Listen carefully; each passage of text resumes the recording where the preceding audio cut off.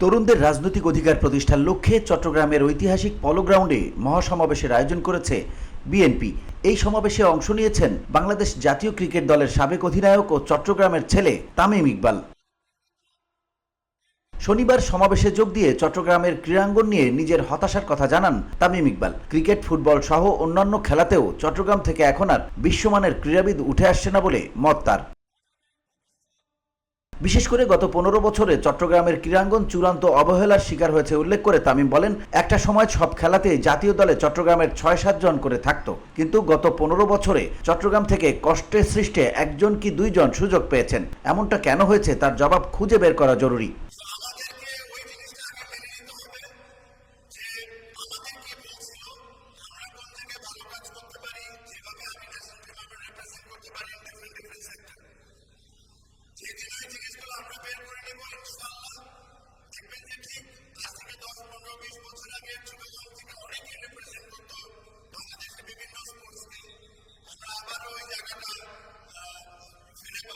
ভবিষ্যতে এই চিত্র বদলাবে বলে আশা প্রকাশ করেন জাতীয় দলের সাবেক এই অধিনায়ক এবং দেশসেরা ওপেনার তামিম ইকবাল।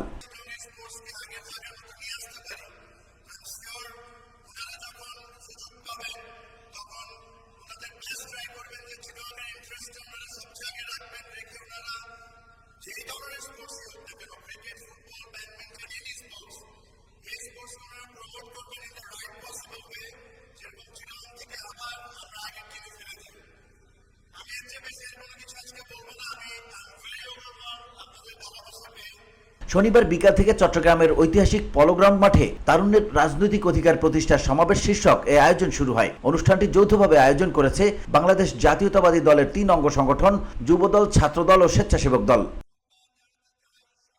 মহাসমাবেশে প্রধান অতিথি হিসেবে উপস্থিত ছিলেন বিএনপি মহাসচিব মির্জা ফখরুল ইসলাম আলমগীর। এছাড়াও জাতীয় স্থায়ী কমিটির সদস্য আমির খসরু মাহমুদ চৌধুরীও সমাবেশে যোগ দেন। আর লন্ডন থেকে ভার্চুয়ালি যুক্ত হন বিএনপির ভারপ্রাপ্ত চেয়ারম্যান তারেক রহমান।